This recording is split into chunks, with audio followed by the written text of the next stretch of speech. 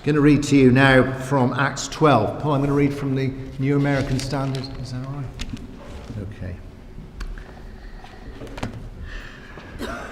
Acts 12, really picking on from where we left off before Easter, but this is resurrection writ large.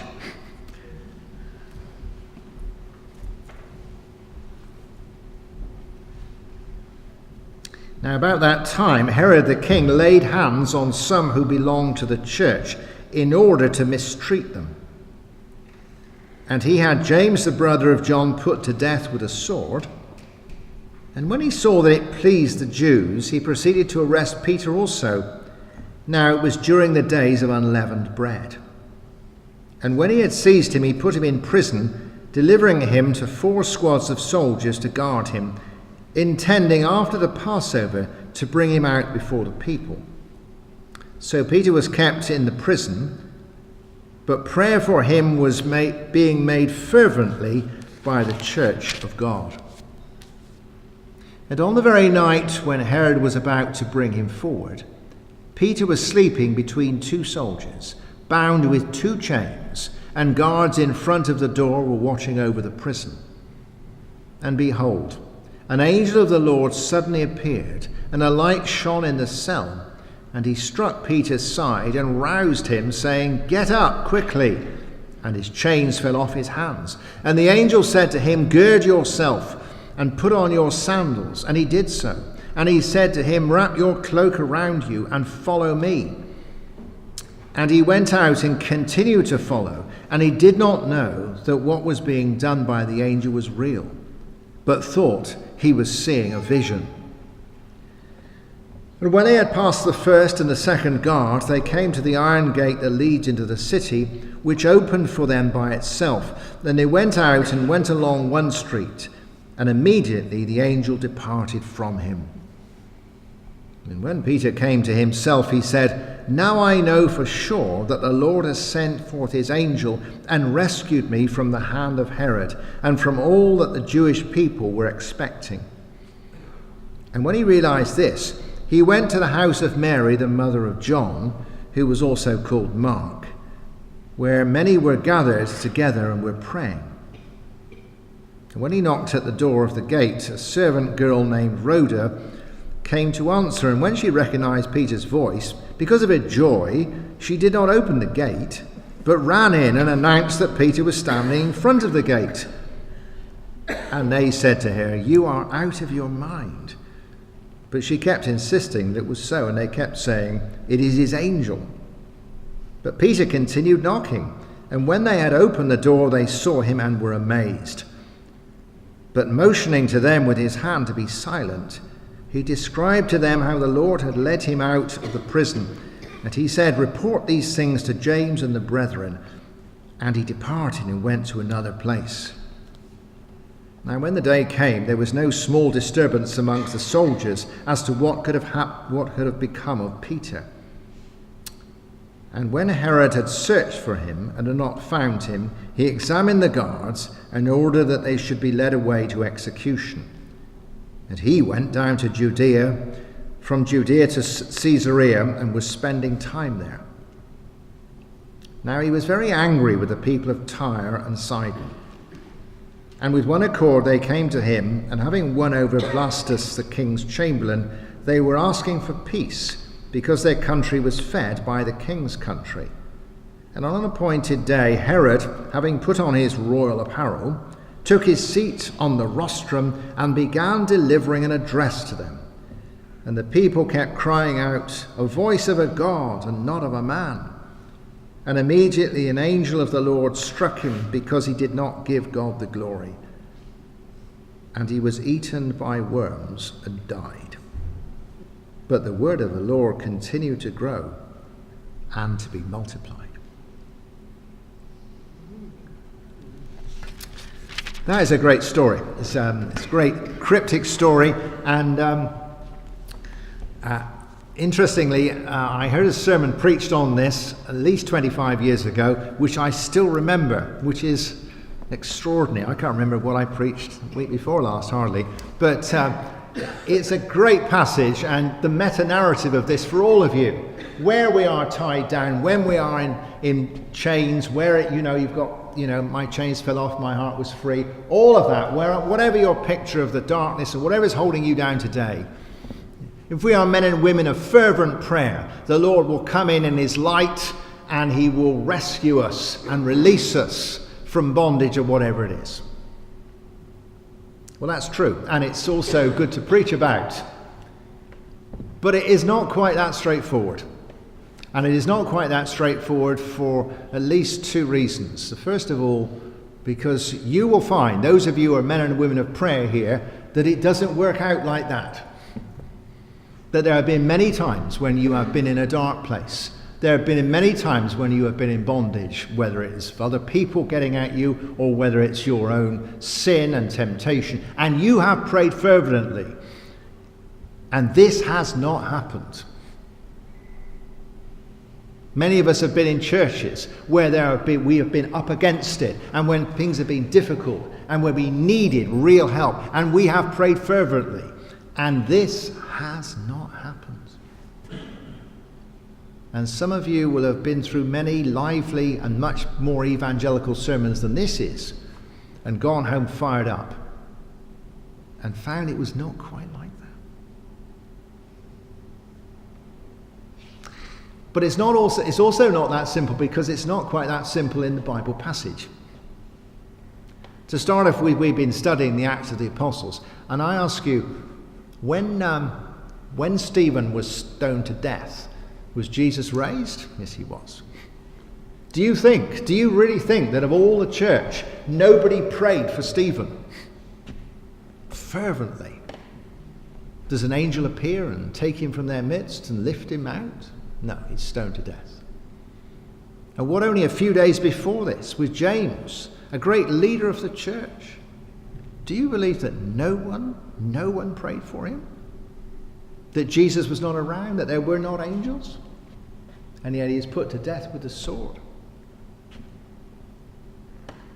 It's not that simple. In the good old days when railways were railways, you used to have signal boxes. There was a signal box near where I used to live, and it was really good to see the signal box, and there was a man in there who used to fry his bacon and eggs, and you could smell the smell coming out, and there was all those levers, They're all the levers. Actually, if we had levers down at Penzance at the moment, we wouldn't have all this trouble with the electrics we have every time it rains.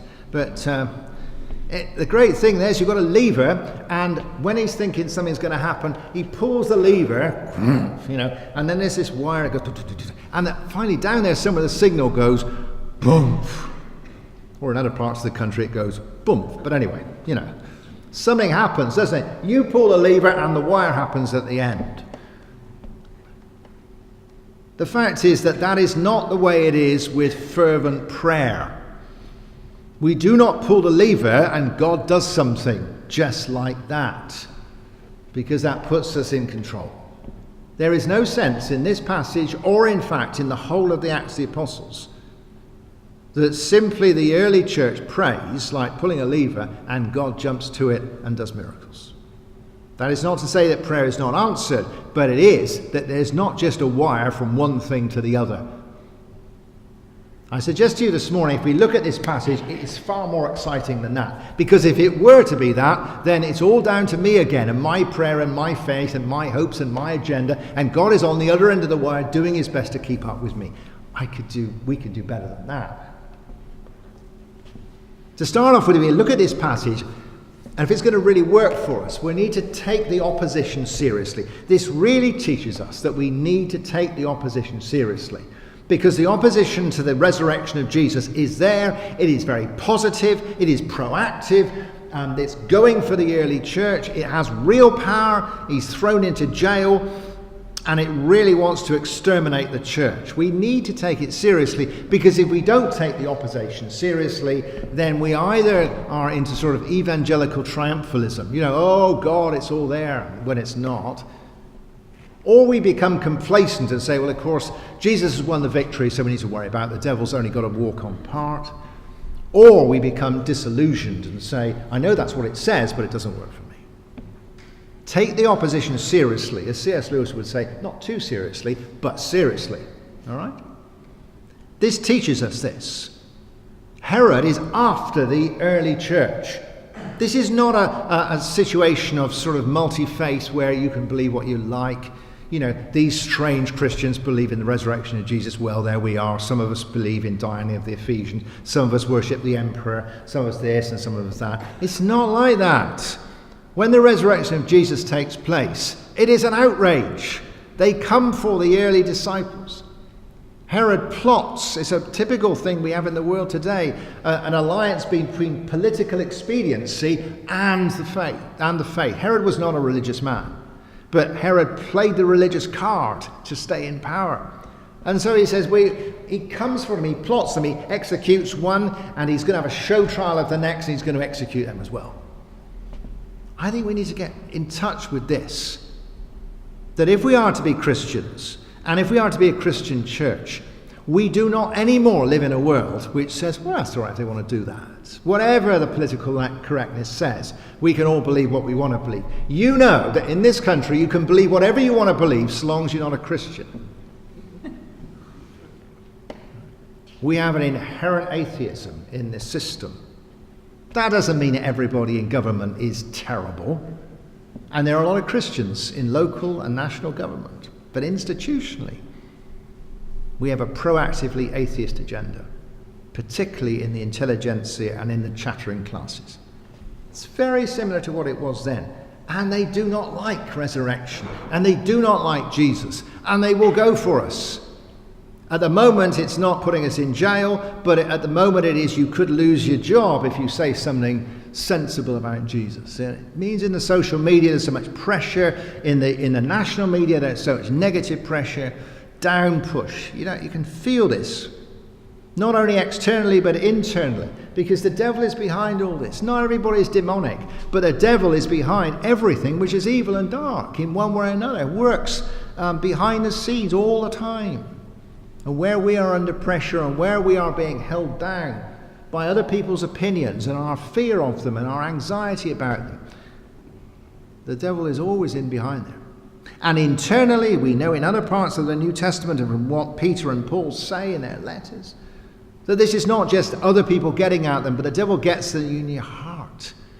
And we are easily enchained by and put in prison, if you like, held down by our weaknesses and failures and our bad habits and our obsessive behavior and all those things. We are very much in jail. That's why the hymn says, my chains fell off, my heart was free. We need to be, it's an inter, but it's a proactive thing. We do not live in a sort of place where people say, oh, believe what you like. If we're going to stand up and say we believe in Jesus, then in our hearts and in this church building, people will get at us. Not because they're unreasonable, because the devil does not like it. And the sooner the church gets used to that fact, the more realistic we will be. The opposition gets at him and is very effective. He is in jail. And there is no way with all this high security jail with the guards and the iron gate and all these chains and what have you. There's no way he's going to get out. He is completely held down and helpless. And there's no reason why a few Christian disciples praying are going to get him out. All right? It's just not going to happen. They're not going to go round in front of the jail and do a sort of Amnesty International sort of demo. He's not coming out, whatever it is. That's important for us. Again, we've been often taught that the forces of darkness are really just notional. You know, they're like the wolf in one of these fairy tales, because you've got to have a baddie so you can have a goodie. But actually it's not like that. He actually is in jail, and he actually is held down. And the state does have power, and media does have power, and social networking does have power. And the devil has power, and you know, and I know anyway, even if you don't know, that it's very strong in terms of temptation. And you can fall for it. And you can feel, I'm not really living my own life. This is a real thing. And we are helpless. And we need to know that we're helpless. And we need to admit that. God, just not doing well. And as a church, we need to admit that we are often keeping our heads down, not saying boo to a goose, and we are worried about this, and this, and this. He's really in jail. He's not in a pretend jail. He really is held down. We need to take the opposition seriously. And not only that they're plotting for worse. This is not a matter of being in jail. This is a matter of waiting to be executed. You can tell that because under Roman law, the guards were charged to keep somebody, and if they lost the prisoner, then they were punished with what the prisoner was going to be punished with. It's good, straightforward Roman law. Don't know how it would work these days, but anyway. But the fact that they were then executed showed that exactly that's what he was going to be executed. Otherwise, they would have simply been jailed because he was jailed. In other words, it's bad enough that Peter's in jail, but the plan is to annihilate him. Now, I know that spiritually he's not going to be annihilated, but he's going to be end of story in terms of his discipleship. And they want to destroy Peter, and they want to destroy the church. I think we need to get in touch with this as well. The devil is not interested in a weak church. He wants no church. He doesn't want us to be weak in our prayers. He wants to stop praying. He doesn't want us to be emaciated spiritually. He doesn't want us to have anything spiritual. He wants us to be spiritually dead. And sometimes we've lived, in my lifetime I've lived with weak churches, and you've all lived with declining churches of one sort or another. But the idea that there won't be any churches is another ballgame altogether. But that is the aim. There is no point in the devil being liberal about having a few people still believing. He wants to annihilate the whole situation. That's his purpose. I think we need to get hold of that. Because it means in our society and with many people we know, there is no faith at all. And there are places where there is no church and no sign of witness at all. Not weak, not a bit thin on the ground, but nothing on the ground. And this is the plan. And if that chills you, be chilled. That's the opposition. That's where we are with Peter. But also we need to take, on the other hand, really seriously the risen Lord Jesus Christ, his power and his sovereignty. Not just at the end of our prayer lever, you know? What an amazing thing when the light shines and breaks in and this angel appears. Incidentally, as you can see from later in the passage, this is seen as the act of God, of the Lord himself. The activity of God. This is a supernatural event. Let's not say that somehow he got out under the gate or something. This is a supernatural, miraculous resurrection experience. In fact, when you read that passage, I don't know what you thought, and suddenly the angel came and there was this shining light. What does that remind you of? In fact, it reminds you precisely of Luke 2. And the angel and the light shone around them were the shepherds. But it's also Luke again, it's in Luke 24. And suddenly there was this bright shining light and the angels filled the empty tomb. This is a theophany. This is in fact Christmas and Easter writ large. And now post-Pentecost it is the same Lord who comes. We need in our own lives an experience of the risen Lord Jesus Christ. That little song with that simple bit, just one touch of the King changes everything, is so profound. It's so profound. And the light shines in the darkness. And I want you to think this morning, wherever you are in your life, the key thing is the Jesus who all that happened at Christmas is here for you in the dark place. The Jesus who rises to life at the resurrection, we've done all the Easter thing, is here for you. And he's here for Peter at Christmas. They're here for Jesus. At the resurrection is all about Jesus, but actually the whole glory of heaven comes for Peter, who's been a bit of an iffy disciple. What a great thing to know that is a resurrection experience for us. That changes everything. That changes the dynamic, doesn't it? And then what happens is that the sovereignty of God is, this is what I've decided to do. I'm going to get Peter out. I have chosen to get Peter out. I chose not to get Stephen out. I chose not to get some of the others who've been killed and martyrs who were killed out. But in this case, I choose to do this, and I do it. And it's amazing that he just does it. And it's not just a series of miracles. He removes Peter from the jail, and all the things necessary to do that need to be done. He says, get up. Well, first of all, he says, wake up. Wake up. He says, bashes him on the side. It's a pastoral affair, isn't it? Waking someone, get up. So it gets him up. He wakes him up, so he gets up. But because he gets up, his chains fall off. Then he says, put your kit on, it's going to be cold out there. In exactly the same way, putting your kit on, you see, you need the kit, but you don't need the chains. It falls off. He goes past the guards, they're all in a haste. They don't see anything at all because they need to go out. And the gate opens on itself. In other words, to use a kind of cliche, what God means to do, he has the means to do. And that's the crucial thing. It's task orientated. He doesn't do, can we do this, can we do that? No, we're going, and thus all that happens. I've always wanted to be a mountaineer, but I have vertigo, so that's not on.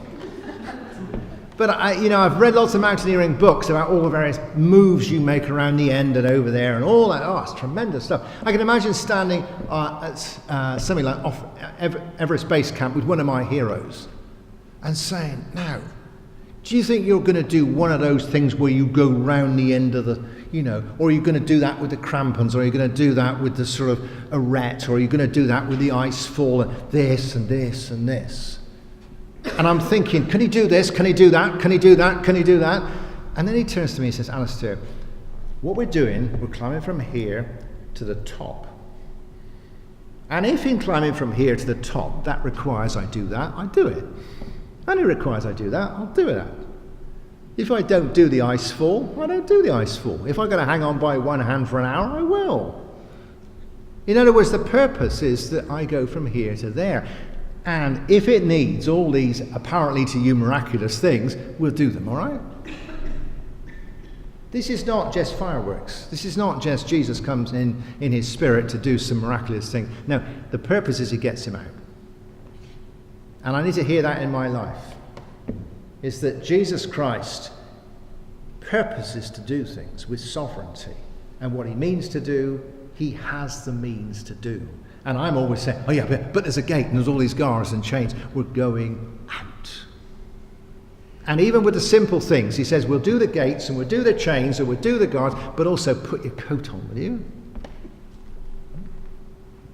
That's an amazing thought. And with our church, you might say, how do we grow as a church? And he said, but there's this. He said, I am purpose that we shall grow the kingdom. And to grow the kingdom, it will require this and this and this and this and this, which is a miraculous thing. But we're just doing it.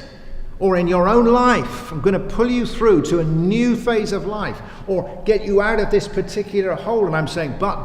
And he said, to do that, I will require to forgive you for that, help you with that, provide you with that. But because that's what's needed to achieve the result you need. And the result is there. I need to believe that God delivers. It's wonderful bit. This is not a good story for Herod, is it? Did you notice at the end, it doesn't say he died and was eaten by worms. It said he was eaten by worms and died.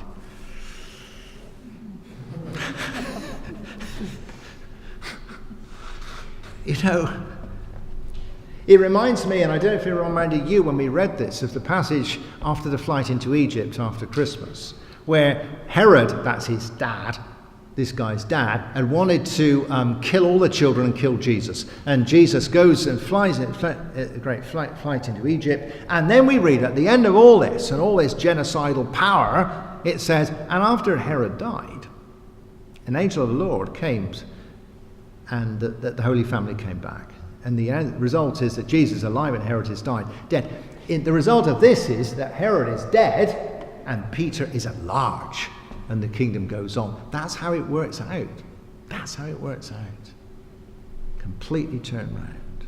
I need to believe that Jesus turns stuff round. And all those things, whether they're people or the media or the temptations within my heart, which I feel are so big and so strong, and which are, he turns that round and he says, well, where's that now then? Where's that now? And we are at large, and what held us down is being eaten by worms. That is very encouraging. If I take the opposition seriously, then I am not triumphalist, I am not sort of casual about it, but I'm not seriously gloomy about it either, and disillusioned. But if I take the sovereignty of the risen Christ seriously, then I begin to think, wow, we're onto something here. The light shines. Put your coat on. Yes. Yeah. which leaves you just hanging in there where most of the sermons actually preach, but we haven't got any time to talk about. What are we supposed to do in all of this? But that's my point. If we get the other two things right, the bit that we do is the joining in, not hanging on the great big lead. Clearly what we are called to do is what they were called to do. Pray fervently, pray earnestly. You know, you pray earnestly for what really matters to you, don't you? I belong to a sort of an organisation that supports Christians in foreign armies. It's really important, the chaplaincy in foreign armies. And they have a prayer thing that comes on the internet, and they'll often pray for people in difficult places, and sometimes for people who are ill in difficult places, and you can pray for them. That's great. Something popped up yesterday, another thing to pray for somebody who's got a problem. Would you pray for them? But it was different, because the guy on the thing was somebody I know. And I thought, wow, it's him. And he'd come from somewhere I'd been. Wow. And his son is desperately ill. I tell you, he got 10 times more prayer yesterday than whoever it was last week who I didn't know. That is bad, I know. But you know what I mean? You pray for what you really care about, don't you? Are we people who will pray earnestly, or pray dutifully, or pray regularly, or whatever it is?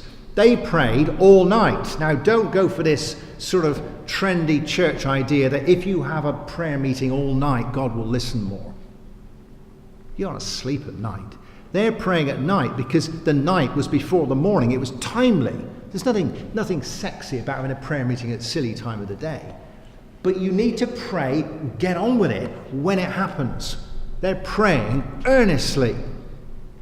We have had at various times prayer for our church, perhaps for renewal or for new people to come. And if we have a prayer meeting on a Saturday morning, we will be blessed if 20 people come out of 100 and something. How earnest is that? I pray for what I'm really concerned about. And if I really want to pray that I'll be released from this sin, am I really concerned about it? We pray earnestly. We need to be doing that. We need to sleep as well. Peter is asleep. That doesn't mean he's not scared, but he's not sort of running around headlessly. He's just asleep. To be a disciple where, although the opposition is serious, Jesus reigns, means you can actually have peace and joy. And that's much more difficult than running around trying to help, banging on the walls and saying it wasn't me and I don't believe in Jesus and I never knew him and all that pre-Easter stuff. He's just asleep because he trusts that God will do what God's going to do. I think we need a bit of rest. Too many churches are too frenetic and hyperactive. Why? Because they're pulling all the levers when they ought to be asleep and letting God pull the levers. You don't get out of jail by banging on the wall. You get out of jail by going to sleep and trusting a God who sends an angel that opens the gates. I have tried the business of banging on the walls. I'm telling you, it does not work. Leave God to do what God is going to do because you can't do it. And then you're in good shape to do what you need to do. You do not need a good night's sleep so you are bright and fresh to be executed. It doesn't matter if you're executed when you're tired. But you do need a good night's sleep if you're going to have to start doing mission and make off across the border the next day, which he had to. Shape because I'm not prepared, because I'm running around doing what God was going to do. You need to pray, we need to sleep, and we need to follow. Peter had heard this before, and the angel said, "And follow me." He'd been there before. He says that twice, and he went on following. When there is a new situation, when God begins to move and you weren't expecting it or you didn't know how it was going to be like, we need to be discerning to see when God is doing something in our lives or the life of our church, and we need to move and we need to adapt. Put your clothes on. Why do I need to put my clothes on when I'm in jail? Put your clothes on. We need to adapt. We need to say, this is different. You know? We need to be agile. The church is as agile as a tortoise, you know. It's a new situation, so live with a new situation. We have opened the gates, so get out. Follow. The rest of the church found it really difficult to follow what God was doing. They are praying for Peter. Then he's saved, and they don't believe it. It's his angel, as if that's easier. I would have been just as bad. I would have gone, shh, we're having a prayer meeting. I would have said that. Who is that banging on the door when we're having a prayer meeting in our home group? Just go away. You know? When the answer is banging on your door and you're saying, I need to be more pious, don't be. We need to be people who will follow and to be alert for what it is we're going to follow. Look, this morning, in our communion, this is another experience of resurrection, isn't it? And say, Lord, I come to you with all my bits and pieces, with all my pains and with all my hopes and being tied down with my own sufferings and my own temptations, my own weaknesses, but also aware that we are tied down and oppressed by a very anti kind of society and world. Lord, we come this morning and we would take that seriously. We would bring it to you. We bring it to you because it is your bag. We can't deal with this. It ties us down. We bring that honestly. We're not overconfident. We're not triumphalist. We bring it to you honestly. Lord, we pray that you would show us yourself in resurrection power. You are the Lord of Christmas and Easter and Pentecost and now. I just need that, Lord. And help me in this coming week to join in with what you're doing. To be there for prayer, to pray earnestly, and to see what happens. To be prepared to sleep and let you get on with it. And to be prepared to follow as soon as something sparks and that little bell goes off and you, ooh, I'm forgiven for that. Can I live with being forgiven? I'm healed from that. Can I live for being healed for that? I'm not afraid of that anymore. Can I live with not being afraid for it? Somebody wants to know about Jesus. Can I live with that? Can I live with a new situation?